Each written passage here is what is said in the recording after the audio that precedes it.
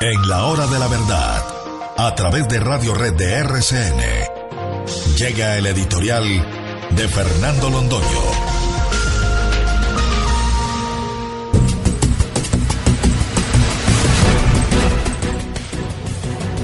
El dinero en la política. Queridos amigos, esto no es cosa del pasado. Esto del clientelismo, del barril de los puercos, de la corrupción, no es asunto superado. Recuerden ustedes que era Carlos Lleras el que hablaba de la maldición de estas prácticas terribles. Y estamos hablando del año 1967 y 68, cuando el doctor Lleras Restrepo acusaba a los parlamentarios por el clientelismo. Nada parecido a lo que está sucediendo ahora. La Constitución del 91, de manera tan ingenua, como todos los que creen en el poder infinito, el poder fáctico de lo normativo, como dirían los filósofos alemanes, dictan normas creyendo que con eso desaparecen los hechos que quieren combatir con esas normas. Entonces se acabó la corrupción porque se prohibieron los auxilios parlamentarios. Pero llegaron los cupos indicativos, cambiaron el nombre y la corrupción es superior. Y aparecieron los contratos. La contratación pública es una fuente inagotable de corrupción, de detestable corrupción. Estamos ya en plena campaña para la elección de un parlamento. La palabra la tiene usted, querido oyente, como la tuvo el 2 de octubre. El 2 de octubre se nos robaron las elecciones y esta vez haremos lo que sea necesario para que no se las roben. Pero usted no se puede quedar en su casa. Usted tiene que salir a votar. Y tiene que salir a votar de manera libre, consciente, pensando en el bien común. No es para que le den un empleo, es para que le creen condiciones en las que usted pueda vivir. Es para vivir en un país donde la producción industrial no caiga como está cayendo en Colombia. Para que el comercio no disminuya, señal de que la gente está comprando menos mercado, de que hay hambre en este pueblo colombiano. Esto no puede seguir siendo así. Esto tiene que cambiar. ¿Y cuáles son los vientos de cambio que soplan? Bueno, dura pregunta para una respuesta muy triste. Hemos estado preguntando aquí y allá y en todas partes qué se sabe de esta campaña.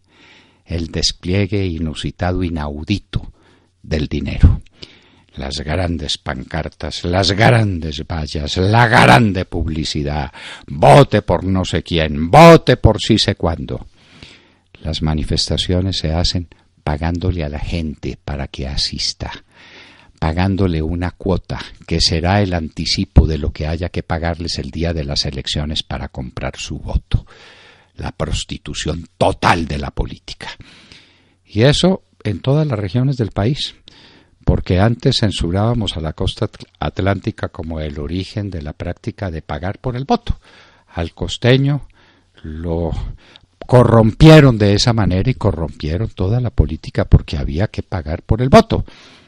No, esto ya es un problema nacional, es un problema de todos. El dinero rumba. ¿De dónde viene ese dinero? De trabajos honorables y honestos, de gente que compromete su capital para conseguir el servicio de los demás a través de la política. Por supuesto que no. Estos son los dineros públicos que dan la vuelta y que llegan a las arcas de los políticos corruptos. Y este es el dinero mal habido, el dinero del narcotráfico, el dinero de la minería ilegal, el dinero sucio, el que da la vuelta para comprometer voluntades y para contratar conciencias. Eso es lo que está pasando. Y está pasando a la vista de todo el mundo. Y nadie pregunta. Y nadie pregunta por trapisondas tan detestables como la del señor Germán Vargas Lleras, que hace una enorme campaña política. Pero es que no está en el partido, porque él tomó la precaución de alejarse de Cambio Radical. Y luego hizo una campaña para conseguir firmas, de manera que cuando nadie podía hacer campaña, él sí, porque no estaba haciendo campaña, estaba recogiendo firmas. Y esa persona pretende ser presidente de la República. con esos parámetros morales, con esa concepción de la política. Y llena, porque llenó hasta los topes, la Plaza de Toros de Cali en un acto político que deslumbró a la gente. ¿Eso es gratis? ¿Eso es puro fervor político? La gente está enardecida por aplaudir a Germán Vargas Lleras, que acompañó durante 7 años el gobierno ruinoso de Juan Manuel Santos. ¿Qué hizo Germán Vargas Lleras por la política colombiana cuando estaba al lado de Santos? ¿Qué hizo? Nutrirse de ese gobierno, mamar de esa teta fecunda, que era la teta abierta de la corrupción estatal, de los bienes públicos que terminaron en manos privadas. Porque a este país lo arruinaron, queridos oyentes, se lo robaron íntegro. ¿Dónde está la bonanza petrolera? ¿Por qué no le preguntan a Vargas Lleras, en lugar de estar prometiendo 1.200.000 viviendas que van a salir quién sabe de dónde? ¿Qué hizo él para impedir desde la entraña del gobierno de Santos que se robaran toda la bonanza petrolera? Por lo menos 30.000 millones de dólares. Nos endeudaron hasta la coronilla. La deuda contratada por el gobierno de Juan Manuel Santos vale como la deuda contratada por todos los gobiernos anteriores, desde Simón Bolívar hasta Juan Manuel Santos. ¿Es eso posible? ¿Y este hombre no es el cómplice de todas esas atrocidades? Y haciendo política, y hablando de la nueva democracia, y llenando las plazas públicas y las plazas de toros. No, esto no puede suceder. Por todas las carreteras ustedes verán avisos y verán pancartas de políticos que están demandando su voto. Muchos de ellos, señores, los mismos que los arruinaron. Los que estuvieron mamando de la mesa de la unidad nacional. Los que estuvieron valiéndose de un gobierno que arruinó a Colombia. Esto tiene que cambiar. Y la única oportunidad de cambio viene de la única oposición seria que se le hizo al gobierno de Juan Manuel Santos, la del Centro Democrático, porque ahora anda también la izquierda, y la izquierda que se quiere unir por una nueva democracia contra los corruptos. ¿Y qué hizo la izquierda del gobierno de Juan Manuel Santos? Apoyarlo, votarle todo lo que pidió, acompañarlo en sus famosas prácticas de cercanía, de acercamiento con los bandidos de las FARC. Es que era por la paz. Sí, y a propósito de la paz, todo el presupuesto nacional.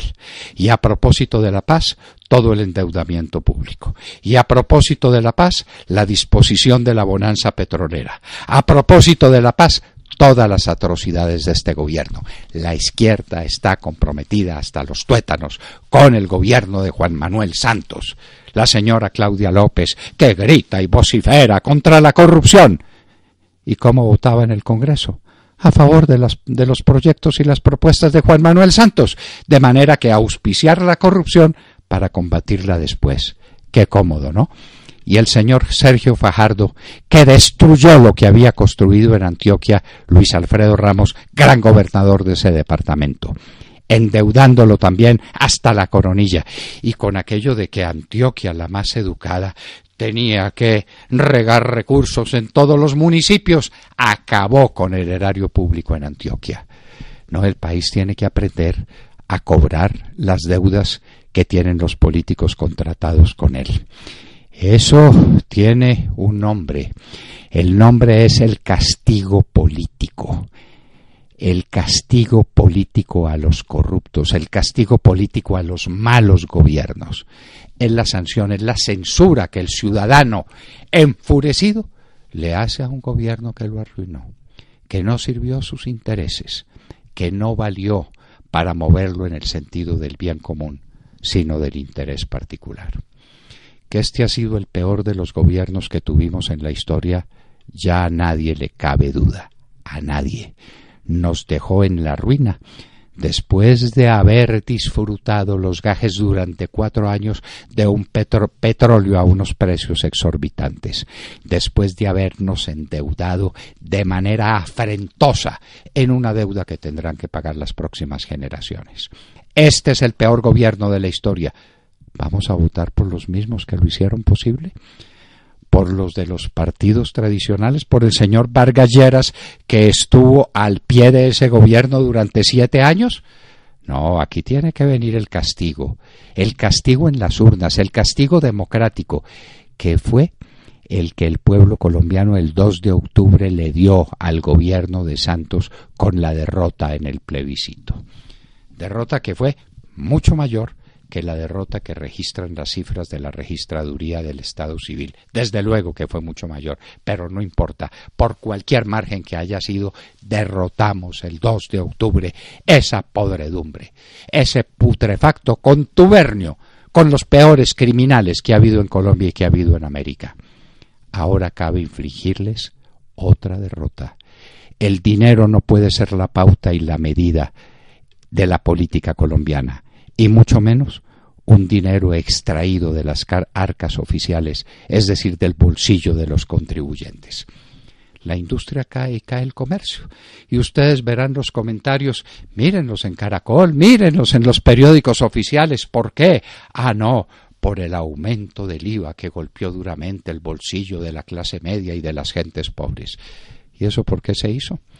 Se hizo para pagar los desastres que el señor Cárdenas, ministro de Hacienda, y que el señor Santos, presidente de la República, desataron sobre esta pobre nación. El castigo político viene y vendrá, y el dinero no puede mover nuestras voluntades. Vamos a votar contra el dinero en el manejo de la política, queridos amigos. Ese día, en marzo, nos vamos a levantar de la cama con la idea de decir: voy a castigar a los políticos corruptos, votando por los políticos nuevos, distintos, por la gente intachable, por la que de verdad le hizo oposición a este régimen. Álvaro Uribe es el gran capitán de ese barco. Hay que votar por él. Votar en las elecciones del 11 de marzo es un deber. Y probablemente, señores, es la última oportunidad. Mírense en el espejo de Venezuela. Miren lo que está pasando allá y va a pasar aquí. Ya hemos recorrido mucho camino hacia ese mismo desastre, hacia ese mismo caos. Hay que revertir esa tendencia y hay que votar por un gobierno y por unas estructuras políticas, por un Congreso que le dé una nueva esperanza a la República. Es el 11 de marzo, usted tiene un compromiso con el país para demostrar que los colombianos estamos por encima de la putrefacción y del dinero que está corriendo a rodos en todo el territorio nacional para comprar su conciencia. El colombiano no se deja comprar. Los colombianos no nos prostituimos, y eso es lo que vamos a demostrar el 11 de marzo votando por el Centro Democrático con ese gran capitán, el mayor líder político que hay en América, que es Álvaro Uribe Vélez.